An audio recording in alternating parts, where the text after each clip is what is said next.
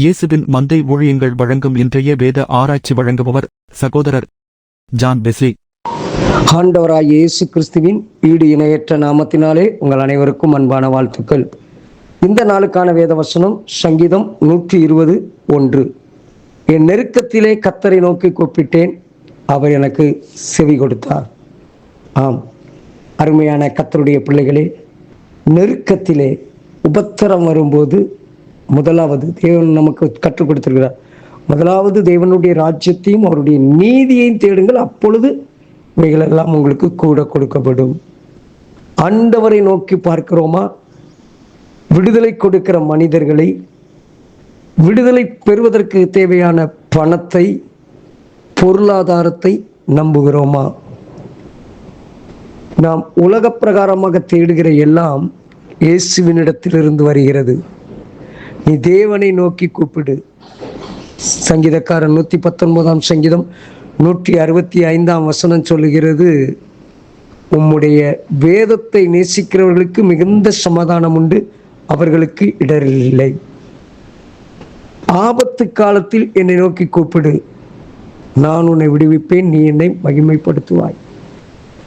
நாம் முதலாவது ஆண்டவரை நோக்கி கூப்பிட வேண்டும். ஆதாம் ஏவாளுடைய வாழ்க்கையை பார்க்கிறோம் அல்லவா? சர்ப்பம் வஞ்சிக்க வந்தபோது கர்த்தரை நோக்கி கூப்பிடவில்லை, ஆண்டவரை நோக்கி பார்க்கவில்லை. ஆகவே வீழ்ச்சியை சந்தித்தார்கள். நெருக்கத்திலே, இந்த இடத்திலே வியாதியின் நிமித்தம், அநேக தேவைகளின் நிமித்தம், மனிதர்களின் நிமித்தம் நெருக்கத்தில் அமர்ந்திருக்கலாம். நாம் நம்முடைய நெருக்கத்திலே கர்த்தரை நோக்கி கூப்பிட வேண்டும், ஆண்டவரை சார்ந்திருக்க வேண்டும். யோசபாத் என்கிற ஒரு நல்ல ஒரு ராஜா இருந்தார். ஆண்டவருக்கு பயந்த மனிதன் தான். அவனுக்கு ஒரு தொடர்பு கிடைத்தது. ஆகாப் என்கிற ஒரு பொல்லாத ராஜா. அவன் நாம் இருவரும் இணைந்து யுத்தத்துக்கு செல்வோம் என்று சொல்லி யோசிக்கிறார்கள். யுத்தத்துக்கு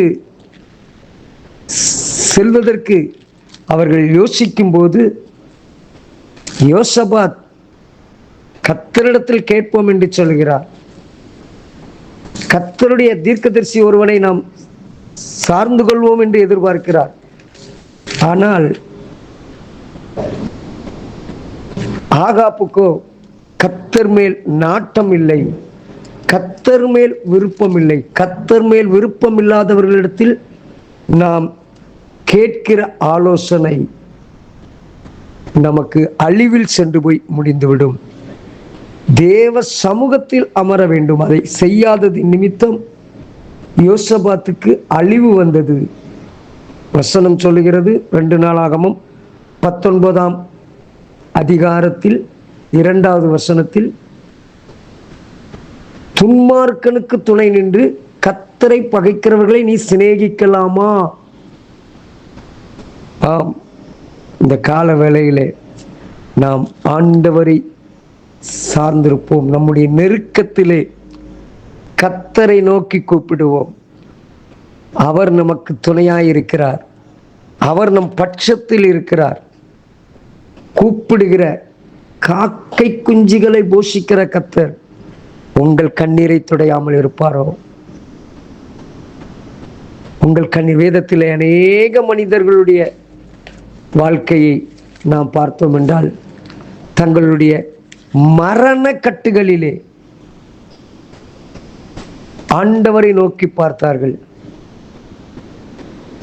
நாம் நம்முடைய மரண கண்ணி போல் நம்முடைய வாழ்க்கையிலும் சூழ்நிலைகள் இருக்கலாம்.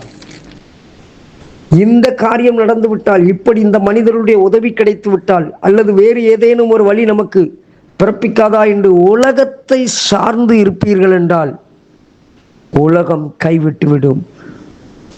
நாம் தேவனை சார்ந்திருக்க வேண்டும், கர்த்தரை சார்ந்திருக்க வேண்டும். கர்த்தர் என் நம்பிக்கையாய் இருக்கிறார், கைவிட மாட்டார். ஆண்டவரிடத்தில் வந்தவர்கள் யாரும் கைவிடவில்லை. தேவனை சார்ந்திருக்கிற யாரும் கைவிடப்பட்டதாக சரித்திரமில்லை. நம்முடைய நம்பிக்கை யார்? கர்த்தரா? உலகமா? உலகத்தின் சூழ்நிலைகளா? சிந்தித்து பார்ப்போம். கண்களை மூடி ஜெபிப்போம். அன்பின் தகப்பனே, எங்கள் நம்பிக்கை எல்லாம் நீங்கள். 100க்கு 100 உம்மை நம்ப, உம்மை சார்ந்திருக்க எங்களுக்கு உதவி செய்யும். கர்த்தர் உங்களை ஆசீர்வதிப்பாராக. God bless you. ஆமீன்.